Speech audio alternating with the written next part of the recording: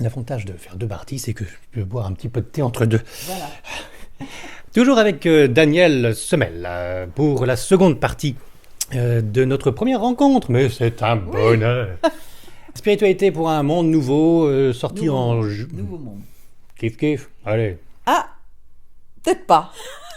Daniel Semel, une personne charmante mais contrariante, mais qui a raison de mettre le point sur les i. Spiritualité pour un nouveau monde, sorti en juillet 2015. Voilà, Non. ça c'est dit. Bon, C'est vrai. non mais C'est sans juste. blague. Alors parlons de l'éditeur 30 secondes, qui est charmant, que je ne connais pas. C'est pour ça que je dis qu'il est charmant, parce que généralement les éditeurs, faut quand même un peu s'en méfier. Mais alors, lui, vraiment il est charmant. charmant. Voilà. Tout à fait. Il est basé où, ce tome-là? Parce qu'il fait les éditions, c'est imprimé aux États-Unis. Oui, c'est imprimé aux États-Unis et donc il est installé dans la région d'Avignon. Ah, d'accord. Et donc voilà. Et il a écrit d'autres ouvrages, enfin il a édité d'autres ouvrages, tout à fait. Ces merveilleuses entités. C'est pas vous qui l'avez écrit, bien Non, sûr, non. avec des photos d'entités. Et puis alors ce Magalion, je connais pas Magalion, qui donne quelques informations sur son contact avec le travail spirituel, les guérisseurs, comment le devenir, tout ça. Vous connaissez Magalion? Non, je ne l'ai pas encore rencontré. Voilà qui est intéressant et à creuser. Bon. Voilà. Pour l'instant, nous sommes avec Daniel Semel, dont le premier métier était bien sûr cordonnier. Ça, fallait que je le fasse, j'ai pas osé le faire dans la première partie. On vous l'a fait à chaque fois. Alors, il y a un certain nombre de choses. Il y a mes initiales qui font DS. Donc, à l'époque de la sortie de la DS, j'étais à l'école et donc j'ai eu droit à toute la série. Enfin, voilà, il y a quelques petites anecdotes comme ça. On m'a appelé par plein de noms et mon nom ne m'a jamais gêné. C'est fou, c'est que j'ai toujours aimé mon nom. Votre parcours spirituel, qui est toujours en progression, hein, Ah oui. de marche en marche. Ça s'arrêtera quand je quitterai la planète. Hein. Est-ce que vous êtes sûr de ça? Est-ce que ça va pas continuer quand vous aurez quitté la planète?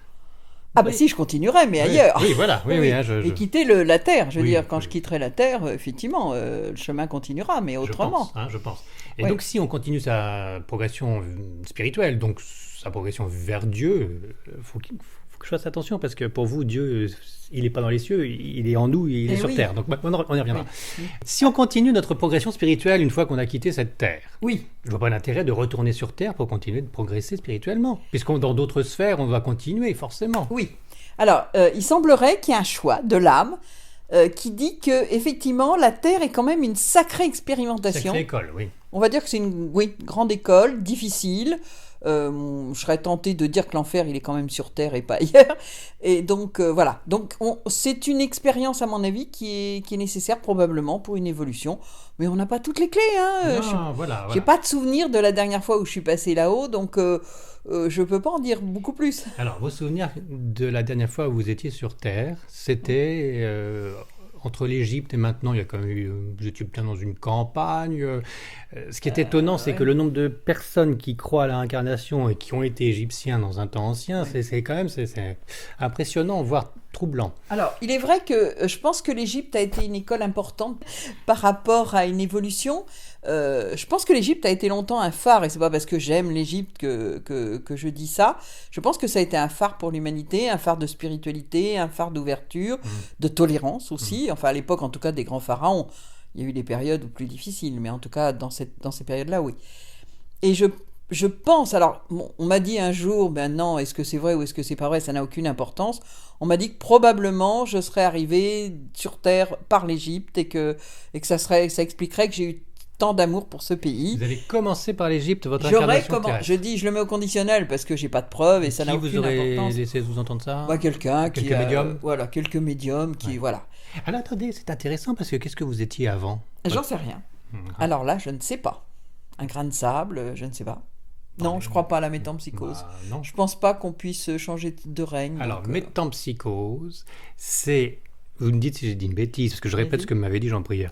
C'est le concept réincarnationniste, mais enfin bon, voilà, Hitler peut devenir un poulet dans des batteries pour Voilà. rattraper ses horreurs et mourir oui, puis en 36 000 ce fois. moment, c'est bien, il y a la grippe aviaire. Avec la grippe aviaire en plus, tout ça. Mais, et là, bon, vous y croyez pas. Et vous savez à quoi je crois? Moi, je suis contre la réincarnation parce que je trouve que ça empêche d'évoluer plus rapidement sur une seule vie sur Terre.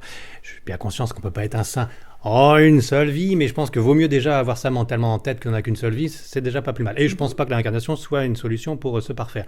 Paf, à la ligne. Tout dépend comment on le fait. Oui, non mais, non mais, En plus, je ne pourrais vous certifier la chose si j'ai raison ou tort que quand je serai de l'autre côté. Donc j'aurais du mal à communiquer, je pense.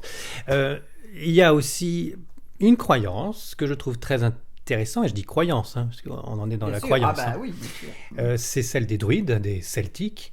On fait partie de la création de Dieu et on vit toutes les créations de Dieu. C'est-à-dire qu'on démarre minéral, et ça vous le dites bien dans votre livre, l'être humain. Nous, êtres humains, on fait partie du minéral, de l'animal et du végétal, entre autres d'ailleurs, j'avais envie de rajouter.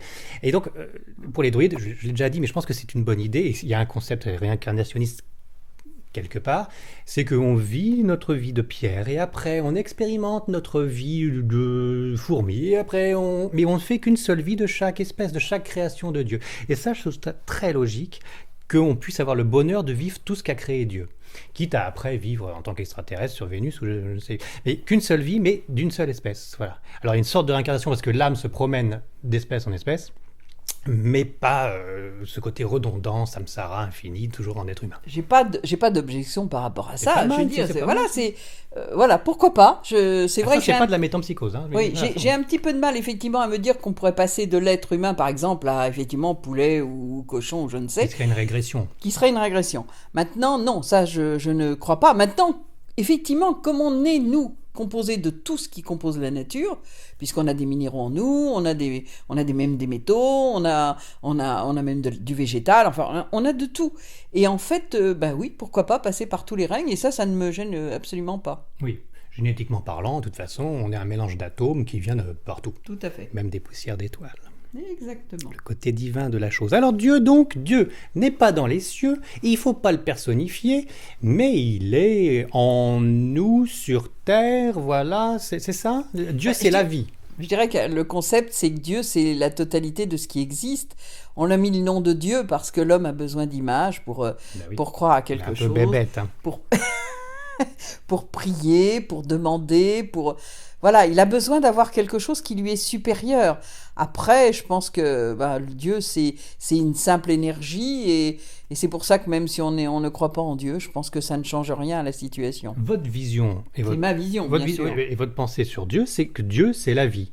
Ce qui englobe pas mal de choses, effectivement. Je pense que Dieu, c'est plus que la vie. Mais c'est vrai que déjà, en voyant tout ce qui est vie, et si on l'associe à Dieu, on comprend peut-être un peu mieux qu'un vieux monsieur sur un nuage avec une barbe blanche, oui, c'est sûr. Ça, c'est les visions d'enfance. Je pense que c'est tout, en fait. C'est l'univers, c'est tout ça. Enfin, je pense que c'est et pas... il est en nous. Alors, il vaut mieux rechercher en nous et sur terre non. Dieu que dans les cieux. Alors, il est en nous, mais sous une certaine forme. Enfin, c'est une façon de parler, puisqu'on n'a pas les mots qui peuvent correspondre. Je pense que notre âme, quand elle s'incarne, c'est notre partie divine qui est en nous et tout le temps. Y compris si on est le pire des êtres humains, le plus méchant, Hitler par exemple, eh bien, il a quand même une âme qui, à l'origine, est divine. Après, sur Terre, il s'est fait une vie, ou en tout cas l'être humain se fait une vie en fonction de ce qu'il a devant lui, de ce qu'il doit faire, de ses parents, de son lieu de vie, etc., de ses choix, voilà. Donc, après, la vie, elle est très matérielle, elle est très concrète, très... Voilà. Mais l'âme, elle est toujours là, et c'est notre partie divine. Et je pense que, effectivement, la spiritualité, c'est simplement prendre conscience qu'on a une âme, et que cette âme, elle continuera après notre mort physique, et que, voilà. Et qu'on a intérêt à la satisfaire. Et qu'on a intérêt, à être en harmonie avec elle, je dirais. Oui, c'est-à-dire prendre conscience que ce que nous avons dans le miroir n'est pas le véritable reflet de notre être. Absolument. C'est beau ce que je viens de dire là. Et donc reconnaître qu'on est une âme. Absolument. Prioritairement. Prioritairement, on est une âme. Oui, donc tous les aléas de la vie, tous les problèmes, c'est rien comparé à l'éternité. Exactement. Enfin, pour moi. En tout cas, Oui. c'est ma vision de Dieu. Et c'est vrai que ça me dérange pas qu'on ne mette pas le mot Dieu sur Dieu. Je veux dire, moi, c'est vrai que dans mes conférences, souvent, je dis, c'est plus simple que je dise Dieu. Mais en fait, vous pouvez mettre n'importe quel concept dessus, vie, amour, ou pas du tout, même. Voilà. Mais pourquoi vous m'associez âme et Dieu? Je vois pas. Parce que quand on s'incarne avec 4 éléments. L'âme, qui est la partie divine, qui est intangible, qu'on ne voit pas, qui n'est pas un élément Quand de vous dites notre partie corps, divine, c'est qu'une partie de Dieu, c'est clairement. C'est une énergie. On va dire que c'est une énergie pour simplifier. D'accord. Parce que ça n'existe pas concrètement. La deuxième partie, on s'incarne, on a des corps éthériques, une Oui. énergie éthérique. Oui. La troisième partie, c'est le mental, l'intellect, Oui. L'esprit. l'intelligence, l'esprit, qui n'est pas l'âme. Mhm. Et on fait souvent la confusion dans les Ni le religions. corps éthérique. Et enfin, la quatrième partie, c'est le corps physique. Quand on naît, on a ces 4 parties-là qui correspondent aux 4 premiers nombres. Ça, c'est lié à la Kabbale, si je ne dis pas de bêtises, hein, cette idée des 4 corps. Hein. Moi, je veux bien, mais moi, je ne l'ai pas trouvé dans la Kabbale. Hein. Moi, je l'ai- J'ai lu un bouquin dernièrement et justement, ça reprenait depuis très longtemps. Parce qu'on a la Sainte Trinité, ça n'a aucun rapport, mais Oui, non, les non. 3 quarts du temps, on a plutôt que 3 corps, hein, l'esprit, l'âme et puis le corps, hein, généralement. Mais c'est vrai que le corps éthérique se divise aussi au niveau de l'esprit. Bon, on ne va pas plonger là-dedans. Oui, non, mais voilà. Néanmoins, vous avez quelques... Alors, Dieu et l'âme, c'était la question. Pourquoi vous associez les deux? On peut très bien avoir une âme et une certaine divinité et que Dieu n'existe pas. Tout à fait, pourquoi pas. Ah, bon, vous n'êtes pas contraire sur Ah ce non, coup-là. mais moi, Alors, non, sur le non, titre mais- du bouquin, là, Ah oui, pointilleux, non, mais... non, mais je pense que c'est à chacun de croire ce qu'il a envie de croire. Moi, ce que je crois, c'est que l'être humain, il est là pour progresser, pour être le mieux possible dans sa vie. Et le mieux possible, c'est être en conscience, de faire les choses en conscience, dire en tenant compte qu'il y a d'autres êtres humains autour, donc il faut quand même penser à ça. Oui, et que ne tout pas- est uni en plus. voilà, qu'on est tous réunis, tous reliés, Mhm. qu'on a tous en commun une espèce de bout de terre qui s'appelle la planète Terre, et que cette terre, il faut la protéger. Mhm. Mais que effectivement, on est tellement nombreux que c'est compliqué parce que chacun a sa façon de penser, Et oui. et que voilà. Et que Mais- les méchantes religions nous poussent les uns contre les autres, etc. Oui. Moi, Mais je veux dire, chacun est libre. Enfin, moi, je me sens pas du tout attachée à un dogme ou à quelque je chose. comprends, de c'est dans votre particulier. livre, vous le dites clairement, c'est arrêter, les religions devraient relier les hommes et puis au contraire, ils se mettent les uns sur les autres. Bon, il y a un côté humain, oui, c'est le pouvoir et on utilise la religion, mais il y a une religion qui s'appelle l'unitarisme. Hein, où on regroupe tout le monde, on prend toutes les religions du moment qu'on va d'un côté spirituel dans le bon sens. Néanmoins, ça nie la Sainte Trinité, ça doit nier Mahomet, ça nie pas mal Ah, de ça choses. n'enlève pas les C'est- symboles. Oui, mais c'est un peu un nivellement par le bas. C'est-à-dire, après, si on dit qu'il n'y a pas de dogme, il n'y a pas de certitude sur Jésus-Christ ou sur Mahomet ou sur Abraham, après, on n'a plus la moindre base. Je ne suis pas sûre que je dise qu'il n'y a pas de dogme. Ah, Je non, dis non, qu'il oui. ne faut pas forcément suivre les dogmes. Chacun sa voix, On d'accord. est libre. Mais là, je vous parle de l'unitarisme. D'accord. Je connais pas Ben, l'unitarisme. c'est ce que je viens de vous dire. Voilà, Voilà, en gros, d'accord. c'est ça. Alors, il y a un danger aussi d'annihiler tout et puis Ah, de bah, faire un absolument. nivellement par le bas et en disant juste soyons spirituels et puis voilà. Alors, il y a une chose qu'il faut pas oublier, c'est qu'on est dans un monde de symboles Oui. et que les religions sont des symboles. Tout ce qu'ils manipulent, ce sont des symboles. Et que ces symboles, ils influent dans notre vie. Comme les chiffres. Comme les chiffres, absolument. Et donc, tout ça, ça fait partie de notre vie. Mais et qu'il faut ça vivre nous fait avec. progresser. Là, Ça si nous vous fait êtes numérologue, progresser. c'est pas pour. On est bien d'accord. Mais je veux dire, on n'est pas obligé, si on ne se sent pas à l'aise avec un symbole, avec un dogme, de le suivre. de le suivre. Et C'est là- là où la conscience intervient. Surtout votre conscience de femme libre. Hein. Ça, voilà, on vous Ah, impose ouais, pas ça, grand-chose. oui. Vous en êtes où vis-à-vis de Jésus-Christ? Il est mort sur la croix ressuscité ou pas? C'est juste pour J'ai une savoir. grande vénération pour Jésus-Christ. Il est mort ressuscité? Oui, bien Oui, sûr. oui. Oui, bien D'accord. sûr, il n'y a pas de raison. Oui, oui. Ah. Non, non, je crois absolument tout ce qui a été écrit.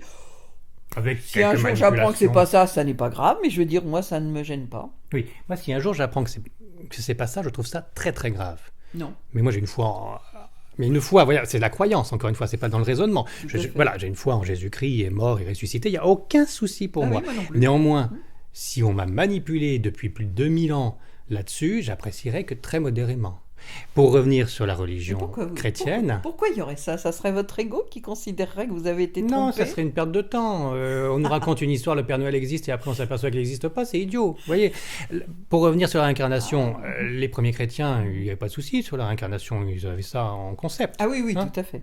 Oui, donc ça serait dommage dans l'an 300 qu'on ait rayé ça définitivement et qu'on se serait menti après pendant des siècles, en disant que la réincarnation n'existe plus. Ça serait dommage aussi. Enfin, il y a Voyez, la moitié de l'humanité qui y croit quand même. hélas, il y a la moitié de l'humanité qui n'est pas chrétien. C'est bien là le drame. Je plaisante, On est bien d'accord. je plaisante comme d'habitude.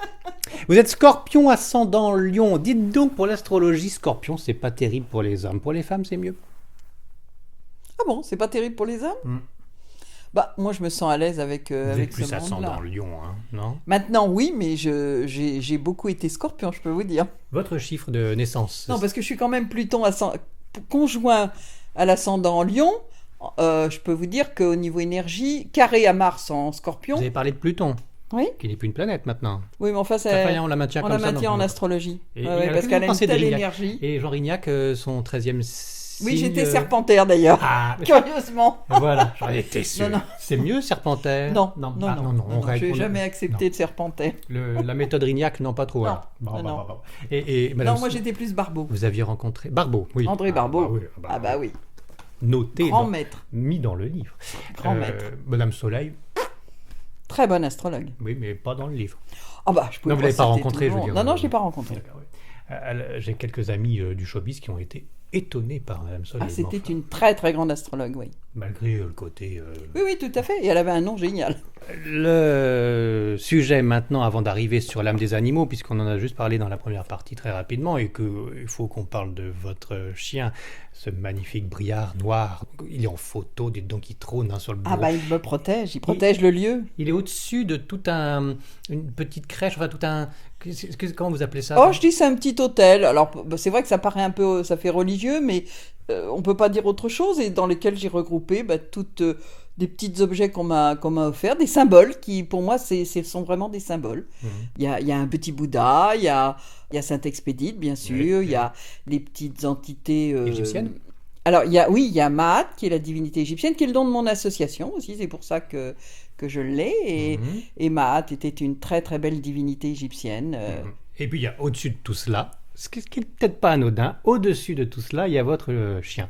Oui, parce que il est là pour protéger le lieu, pour protéger pour protéger, oui, là où je vis, et je sais qu'il me protège. Alors, justement, vous savez que ma petite femme, elle dit que son chat préféré, qui s'appelle Maxou, est son ange. Et c'est vrai, dès qu'elle a une angoisse, une tristesse, le chat vient ronronner, la réconforter, et c'est un véritable ange pour elle, bien que je vois les anges avec un peu moins de poils. Bon, Il est vous, belle. ce chien, vous pensez que c'était déjà une incarnation en devenir d'être humain ou d'ange à ce point-là, ou c'était juste une brave bête?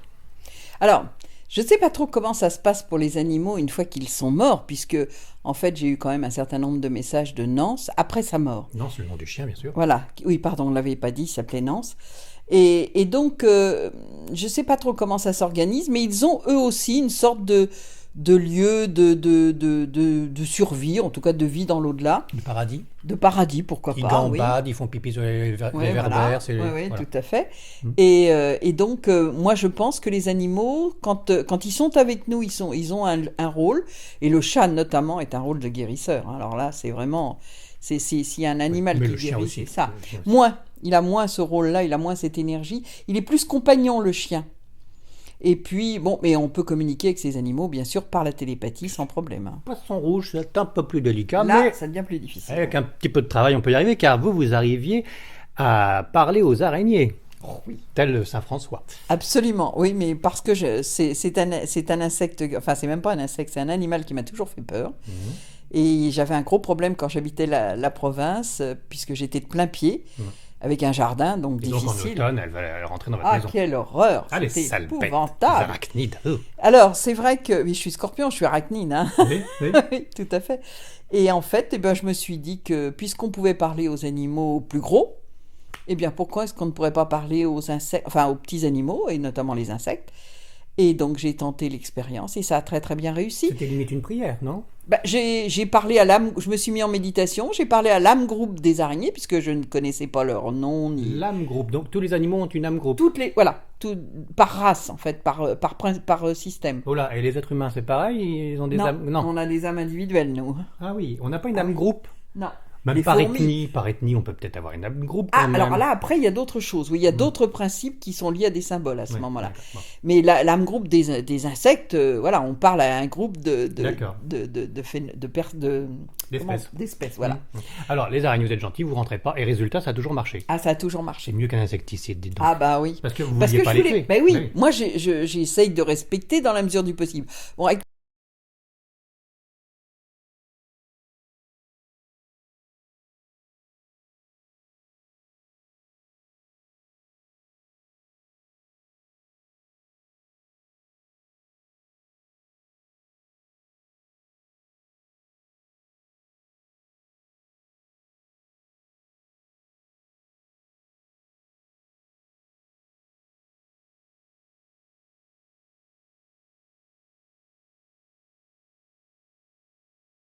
fauteuil avec un très beau coussin et tout, et je dis, je dis au monsieur, mais je dis, vos chats doivent bien aimer, enfin non, votre chien doit bien aimer s'asseoir là. Et en fait, pas du tout, c'était le chat qui se mettait là. Il y avait un très beau croisement tellurique, Ah oui. Alors, et il se je met me là suis pourquoi? dit, eh bien parce qu'en fait, j'ai l'impression que le chat soit il se décharge là, ce qui est possible, il se décharge de ses propres mauvaises vibrations, on va dire, soit il se nourrit de cette énergie-là, et dont il a besoin. En tout cas, c'est sûr que c'est un repère dans une maison. Soyons clairs. Ces nœuds telluriques sont pas bons pour nous, êtres Non, humains. ils sont pas bons pour nous. D'accord. Donc là où se met le chat, il faut pas s'y mettre. Alors, Ça va le laisser tranquille. Je suis un petit peu embêté. Je vais vous dire, parce que nos chats, on en a beaucoup, mais enfin, on en a au moins 2 qui se mettent au pied du lit. Alors, il faut plus qu'on soit sur le lit. au pied du lit, c'est pas très grave, mais Mais ils y sont tout le se temps. met au niveau de la tête, c'est plus ennuyeux parce que. Ils s'y mettent aussi pour faire ronron. Oui. Alors après, il faut pas. C'est pas toujours l'endroit où. C'est un endroit qu'ils vont toujours revenir. Enfin, ils vont toujours venir se mettre sur cet endroit. Oui, je bafouille un peu. Ils vont toujours venir à un moment dans la journée se mettre sur cet endroit Oui, son petit coussin. parce qu'ils en ont besoin. Les 3 quarts du temps, c'est à côté du radiateur ou face au soleil. Il peut y avoir le besoin de chaleur, il peut y avoir, et là ça n'a plus aucune importance, mais il y aura un moment dans la journée où le chat viendra se positionner là où il a besoin de, justement, sur une zone perturbée. Bon. Pour nous, perturbée pour nous. Bon, chez moi, il y a beaucoup de zones perturbées, alors, parce qu'ils se mettent partout. Je sais pas, je suis étonné de ce que. Bon, pourquoi Ah non, pas, mais ça, si vous c'est- l'a c'est dit, vérifiable, le chat hein, vous l'a c'est dit. Bon, très, d'accord. très vérifiable. Moi, je pense plutôt que les plantes, elles, peuvent nous permettre de nous faire comprendre si c'est un bon endroit ou pas, parce que si elles dépérissent, voilà, c'est pas là où c'est le mieux Non, non, que mais les les ondes chats, se génèrent. je vous Mais assure que ça fonctionne, hein, c'est pas. d'accord. ça- tous les Vous géologues fâchez le pas, disent. Daniel, vous fâchez pas. Bien, Je très suis pas bien. la seule à le Mais enfin, dire. ils se mettent autant dans des lieux pas bons pour l'homme, comme dans des lieux bons Oui, pour l'homme, mais ils auront finalement. toujours un moment où ils iront là où c'est nécessaire pour leur santé, je D'accord. pense. Ouais. La caisse, avec la sueur. Pourquoi pas? Là, l'homme, il y va pas. Bon, le chien, on y revient. Alors, il vous a donné quelques manifestations de l'au-delà. Vous êtes donc, par conclusion toute simple, certaine que nos animaux continuent de vivre dans un paradis un petit peu pour eux, donc nature, tout à fait. réverbère et promenade. Et peut-être rencontre avec d'autres chiennes, ou enfin des choses comme ça. Bon, ou même chasse, parce que le chat, il chasse, il aime Oui, bien tout à chasser les fait. souris. Alors, Ouais, je vois ouais, mal un paradis où le chat peut chasser les souris pour son plaisir, mais bon, c'est Oui, mais quand il en a même- peut-être plus besoin quand il est Ah oui, là. enfin, sur Terre, c'est quand même. Il joue avec, hein, il est heureux comme ça. Oui, hein. oui, tout à fait. Bon, ils deviennent quoi? Alors, pas de métempsychose, mais est-ce que ça serait pas justement les prémices de cette idée celtique? Vous allez peut-être pas le retrouver, votre chien, mais voilà, il a fait sa vie de chien comme il faut, et donc il a gagné des points pour avoir une vie de cheval ou une vie d'homme d'emblée. Vous voyez? Pas? Pourquoi pas? Non. Pourquoi pas? Mais Est-ce qu'il vous l'a dit, pas- ça? Non, pas du tout. Non, Non. j'ai pas eu cette Il information. vous dit juste qu'il est content là où il est. Non, non, j'ai eu vraiment des messages très précis sur des principes. Par exemple, la première fois que le premier message que j'ai eu, c'était surtout tu ne t'inquiètes pas, même si tu ne fermes pas ta porte, même si tu fermes pas mes volets. Et ça, les volets, c'était quelque chose de particulier parce que je ne fermais jamais mes volets, sauf l'hiver. Et donc, c'était quand même quelque chose de très particulier, la porte à la rigueur. Bon. Mais il me disait, même si tu fermes pas tes volets, je continue à garder la maison. Et vous croyez qu'il peut faire quelque chose? Oui, je pense. Oui. Ah, ça, j'en suis Et convaincue. il vous l'a dit comment? Par télépathie, bien sûr. Non, mais- non, c'est une médium qui Mais m'en par a télépathie parlé. de la médium. Le Oui. chien ne parlait pas. Et il a donné un élément qui était absolument incontournable, qui était le nom d'un chat qu'il avait aidé à ma demande, et personne ne connaissait le nom du chat. Il y avait que moi qui le connaissais. pardon. Et donc, lorsque la médium m'a dit, mais je comprends pas très bien ce que me dit ton chien, il me dit que il a un copain, c'est un chat, je lui ai dit, demande-lui le nom du chat. Et là, j'ai eu la confirmation que, voilà. Ça, Et ça- puis, il a donné après d'autres ça messages. qui verrouille étaient- le dossier, ça. Cette médium, on Absolument. peut avoir son nom. Oui, Odette Pommery. Ça remonte à quelques années. D'accord. Mais après, il y a d'autres médiums qui l'ont capté, Capté qui aussi. ont eu des Qu'est-ce messages. qu'il devient maintenant? Parce qu'avec le temps, je sais bien qu'il n'y a pas de temps, il n'y a pas d'espace, mais enfin, au bout d'un moment, il va devenir quoi? Il y a un petit moment que j'ai pas eu de nouvelles, donc il doit être très occupé. C'est vrai que quand je fais les conférences sur l'âme des animaux, j'explique aux personnes qui sont dans la salle que s'ils ont un animal et qu'à un moment ils ont envie d'avoir la photo pour pouvoir appeler Nance, Oui. eh bien, qui peut peut-être venir aider leur animal. Et j'offre toujours la photo du chien. Ah oui. C'est pour ça que je l'ai mis dans le livre. En fait, l'éditeur a eu la bonne idée de me dire, est-ce Mais- qu'on peut mettre la photo de ton chien? J'ai dit oui, ok. Bon, en noir et blanc, obligatoirement. Bien sûr. Mais donc c'est intense, alors. Bah oui, et je trouve il est là pour aider les autres animaux, et bien qu'il le fasse. Brave bête. Il est mort de quoi? Il s'est suicidé. Vraiment. Il a choisi le moment de sa mort. Il était très âgé pour un briard, il avait 14 ans, ce qui est exceptionnel. Même le vétérinaire m'a dit que c'était vraiment exceptionnel. Et un soir, j'étais à une réunion quand je suis rentrée, il s'était retourné l'estomac, et je sais qu'il l'a fait volontairement. Il s'était retourné, Oui. il a fait harakiri Oui, les gros chiens, surtout les gros chiens, mais tous les chiens, mais les gros chiens particulièrement, quand on a un gros chien, on nous dit qu'il faut jamais le faire courir ni sauter quand il a mangé, parce que leur estomac n'est tenu que par un seul côté, et donc il peut pivoter s'il se retourne par exemple, ou s'il saute. Et ça fait un nœud. Et en fait, lui, il a fait ça très bien, parce qu'en fait, il paraît que tous les organes étaient... Donc, il a vraiment fait sciemment. Et depuis 2-3 mois, il m'annonçait qu'il allait partir. En quelle manière? Télépathie. Et je le sentais. Je lui répondais. Donc, j'entendais bien le message. Bon, ça fait toujours beaucoup de peine, hein, la perte d'un animal. C'est terrible, la perte d'un animal, oui. Oui, c'est toujours une grande peine, oui. Ça fait beaucoup de peine aussi, la perte d'un être cher. Et, est-ce que ces peines-là ne sont pas la résultante d'une croyance en l'au-delà, finalement, juste pour se remonter le moral? Moi, vous avez vraiment eu des preuves? Ah, moi j'ai eu des éléments précis. On peut contrecarrer tout ce discours. On peut dire que Odette, aussi fabuleuse qu'elle est, elle a peut-être lu en vous le prénom du chat, etc. Enfin voilà, on peut. Il y a eu quand même des détails qui étaient étonnants, parce qu'elle me dit ton chien est assis devant toi, et elle me dit il me montre un nœud qu'il a sous le cou, un très beau nœud doré. Et elle me dit pourquoi il me dit ça? Je lui dis parce qu'au moment de Noël, je lui mettais un nœud. Et je ne pensais pas du tout à ça à ce moment-là. Donc, il y a eu quand même beaucoup d'éléments. Il y a eu plusieurs messages chez Odette. Après, il y en a eu chez d'autres personnes. Ouais. Et en fait, à chaque fois, il y a eu des petits détails qui faisaient que...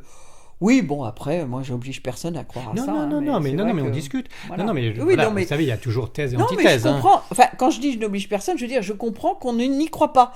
Parce que ça paraît tellement exceptionnel. Et avec la peine, on peut croire n'importe quoi aussi. Absolument. Il y a danger là-dessus. Là, il y a eu quand même des éléments. J'ai eu quelques petits signes. Mais alors, le temps passe, pour vous, en tout cas dans votre incarnation terrestre, et on oublie un petit peu Anse. Nance. Mais oui, c'est exactement... Nance le berger. Mais bien sûr, c'est exactement... C'était un feuilleton de cette époque. C'est exactement ce que je disais. Donc votre bestiole à poil dur, là. Oui. Nance, excuse-moi, Nance. Est-ce que quand on oublie un petit peu, le temps passant et la peine passant aussi... Ah oui, la peine s'en va. Est-ce que l'esprit de l'animal s'en va aussi, une fois qu'il sent qu'on pense moins à lui? Parce que là, vous avez moins de contact, donc j'en Oui, j'ai moins de contact, mais ça ne veut pas dire pour autant qu'il ne pense pas à moi. Je ne peux pas le savoir. Mais en tout cas, se manifeste moins. Mais oui, mais il n'a peut-être pas besoin, il est très occupé probablement, et puis il est là, il protège la maison, me protège. Je sais que quoi qu'il arrive, si, je dois dire qu'il s'est passé quelque chose il y a peu de temps, oui, je me souviens maintenant, j'avais fait une conférence sur l'âme des animaux, et à la fin, il y avait un monsieur dans la salle qui était médium, semble-t-il, enfin en tout cas, il s'était présenté comme tel. Et il me dit, vous savez, il me dit, votre chien, il est couché à vos pieds. Et il me dit, qu'est-ce qu'il vous protège? Il fait une espèce de cercle autour de vous. Et il me dit, on vous attaquera jamais. Hein. Bon, donc, très bien. C'est rassurant. Au moins, de l'au-delà, on vous attaquera pas, mais enfin... Oui, mais bon. Méfiez-vous quand même, sortez pas trop tard le soir. Ça ne me dérange pas. Quand vous serez de l'autre côté très très très longtemps, après notre conversation, dans un siècle à peu près, oui. vous le retrouverez et vous continuerez de vivre dans la joie et le bonheur, ou vous allez vous réincarner ensemble? Je ne sais pas du tout. J'espère. Oui. J'espère que j'aurai l'occasion de le revoir, mais... c'est pas très grave. Non, ça n'a pas d'importance. Il y a quand même de l'amour avec des... oui, mais il a sa vie. Oui, mais il a sa vie, il est libre, je crois que là aussi, il faut laisser beaucoup de liberté à ceux qui sont partout. Si on aime, on laisse libre. Oui. Ah oui, y compris les gens qu'on aime. Oui, mais dans d'autres sphères, dans d'autres dimensions, il y a peut-être... omniprésence et même plusieurs possibilités de se retrouver. J'espère que je le retrouverai, oui. Il peut peut-être avoir sa vie de cheval sur Terre et rester chien avec vous en tant qu'esprit. Enfin, vous voyez, il peut être polymorphe. Tout est possible. Oui, hein. Mais là, honnêtement, ça nous dépasse. Je crois que ça... Oui. Le problème, c'est que nous, humains, on est dans un monde qui est tellement linéaire. Voilà, 3 dimensions, linéaire. On naît, on vit, on meurt. La vie passe et voilà. Et en fait, on a du mal à s'imaginer qu'il peut y avoir d'autres espaces-temps, d'autres systèmes de... Même les scientifiques y sont. Hein. Exactement. Alors là. Et voilà. Et donc, on peut être dans plusieurs espaces-temps. Enfin, Oui. c'est très difficile pour les humains de comprendre ça. Mais à propos de scientifiques, je ne sais pas si je vais le retrouver, mais je l'avais noté. La phrase d'Einstein qui voulait préciser sur les religions. Si vous le connaissez par cœur, dites-le moi, mais sinon je vais le retrouver parce que j'avais dû le cocher. Elle doit être en exergue du chapitre. Effectivement, mais quel chapitre ça, c'est la grande question. Terminons en tout cas avec, si vous pensez qu'on a fait un petit peu tout le tour, il y a plein d'autres chapitres, hein, bien entendu. Terminons avec Saint-Expédie, on avait dit qu'on allait en parler, on ne va pas l'expédier, ce pauvre homme. Alors, pour vous, il existe vraiment? Pendant ce temps-là, je cherche la phrase. D'accord. Alors, il existe, oui, parce que là aussi, c'est chez ce médium qui s'appelle Fabian. Oui. J'ai eu un jour le choc d'entendre Fabian qui, lorsqu'il faisait des médiumnités, fermait les yeux. Hein. On était face à face, mais il fermait les yeux. Et d'un seul coup, il me dit il y a quelqu'un derrière vous qui ressemble à un gladiateur. Et là, j'ai un choc. Donc, je plonge dans mon sac pour aller chercher une image de Saint-Expédie que j'avais dans mon porte-monnaie. Je lui montre l'image, il me dit oui, c'est lui. Un soldat romain, donc logique. Soldat romain qui était basé en Arménie? Oui, à Malatya. Et alors qu'il serait mort parce qu'il s'est converti. Chrétien, voilà. Oui, il s'est converti. Et donc, je lui ai posé des questions parce qu'il y avait un doute sur le lieu de sa naissance. Dans certains petits ouvrages écrits par des moines, on disait qu'il était né en Arménie, puisque c'était là où il était chef d'une légion. Et alors que d'autres disaient qu'il était né à Rome. Donc je lui ai posé la question et j'ai eu la réponse. Il m'a dit « je suis né à Rome ». Oui, et alors, ce qui reste de lui, ses reliques, elles sont où? Il n'y en a pas. C'est pas possible. Il est impossible qu'il y ait des reliques, puisqu'il a été martyrisé. Donc les reliques étaient jetées dans un charnier ou jeté aux chiens. Enfin, on ne peut pas. Et il y a des églises qui prétendent avoir des reliques. Et oui, et c'est pour ça que ça fait grandement confusion sur la véracité de l'existence de Saint-Expédie. Oui, mais non, mais c'est pas possible. À partir du moment où tous ceux qui ont été tués dans les arènes, il ne peut y avoir aucune relique. Ça n'est pas possible. Il y a même une version sur Internet, elle vaut ce qu'elle vaut, mais ça serait un paquet par la poste envoyé par Rome. Alors, j'ai posé la question de son nom. Expliquez-moi. Oui. Bien sûr. Et en fait, parce que dans sa légion, il faut savoir que chez les Romains, on donnait toujours des surnoms, en fonction de la profession, etc. Et lui, il était chef d'une légion, donc il était ce qu'on appelait un expéditi, c'est-à-dire qu'il partait avant le gros des troupes, sur un lieu, pour installer un camp, etc. Et il partait avec peu de choses sur lui, enfin un cheval et très vite, et avec peu de matière avec lui. Et donc, son nom c'était Expéditi. Et il m'a expliqué que Expéditi, expédition, et qu'en plus il faisait des expéditions en tant que légionnaire romain. Oui. Et que son nom venait de là. Oui, et Saint-Expédie. Alors, il m'a donné un autre nom, mais tant que je ne l'ai pas vérifié, je n'en parle pas. D'accord. Il m'a donné son vrai nom, a priori, mais il faut que j'aille en Italie pour le vérifier. Un voyage en préparation. Saint-Expédie étant l'un des saints qui exauce le plus vite. Voilà, c'est le saint des causes rapides. Néanmoins, sur Internet, on précise que Saint-Expédie n'existe pas et que c'est une légende qui a démarré avec un paquet de la poste envoyé de Rome, où à l'intérieur il y avait des reliques récupérées par des sœurs à l'île de la Réunion, et comme sur le paquet il y avait marqué « In expédition », quelque chose dans le genre, ils avaient conclu que c'était les reliques de Saint-Expédie. Tout à fait. Non, mais j'ai été vérifié. Dans les livres sur l'histoire romaine, effectivement, Expéditi, ça existe. Oui, je me doute. Non, j'ai cherché. Qu'il soit devenu un saint, qu'il soit mort. Je suis allé travailler dans les bibliothèques des moines et des religieux. Donc, le pape vous le demande, Daniel. Il faut continuer, il faut pousser l'investigation jusqu'au bout. Ah, mais je ne lâche pas le morceau. Il faut réhabiliter totalement Saint-Expédie. Je pense que c'est ce qu'il a voulu, il m'a demandé d'écrire. Vous avez un magnifique collier autour du cou, qui est magnifique aussi. C'est un scarabée égyptien qui porte bonheur, je suppose, dans la Suisse. Absolument. Oui, le scarabée est un des plus beaux symboles égyptiens. Si on doit ramener un objet d'Égypte pour l'offrir à quelqu'un, il faut offrir un scarabée, non pas une clé de vie, ce qui est une absurdité. Pourquoi Parce que la clé de vie n'est portée que par les divinités. Or, nous ne sommes pas des divinités. Et le scarabée, pourquoi Parce que c'est un bousier. Parce que le scarabée, oui, non. À l'origine, c'est un bousier. Mais symboliquement, il roule une boule, donc on considère que c'est le soleil. Et c'est le soleil du matin. Et les pharaons offraient à leurs invités des scarabées avec leur nom derrière écrit en hiéroglyphe. Et c'est vraiment un des plus beaux symboles qu'on puisse rapporter et offrir. C'est la renaissance. Ah, ça représente le soleil qui se lève, peut-être. Voilà, le soleil du matin. C'est le soleil du matin, le scarabée qui est pris. Pourtant, on apprend plein de choses grâce à vous, Daniel Semel, et puis on en apprend encore plus dans les derniers chapitres, votre conclusion, sans imposer quoi que ce soit. Vous précisez ce que vous avez acquis et compris avec grande sagesse. Bon, vous avez encore le temps de continuer parce que vous êtes toute jeune, mais il y a déjà un beau parcours de fait avec des hauts et des bas. Hein. Bon, les bas, vous les soulignez pas très fort, mais vous précisez quand même qu'il y a des bas. Il y en a eu. C'est sûr. Vous lui mettre des collants dans ces cas-là. Bien, celle-là, elle est faite aussi, Spiritualité pour un nouveau monde, de Daniel Semel. Bon, alors, qu'est-ce qu'il nous disait Albert Einstein pour terminer notre entretien à propos de la religion? Eh bien, ce brave homme, je dis ça pas tant que ça. Oui, hein, pas tant que ça. Parce que sa vie n'était pas si simple que ça. Grand scientifique, oui, c'était pas un idiot, d'accord, mais enfin, c'était pas un grand humaniste pour autant. J'en dirai pas plus. La religion du futur devra transcender l'idée d'un Dieu existant en personne et éviter le dogme de la théologie. Voilà ce qu'il a dit entre autres. Merci Daniel Semel de m'avoir accueilli dans votre antre. Merci Yann. Et puis à la prochaine fois. À la prochaine.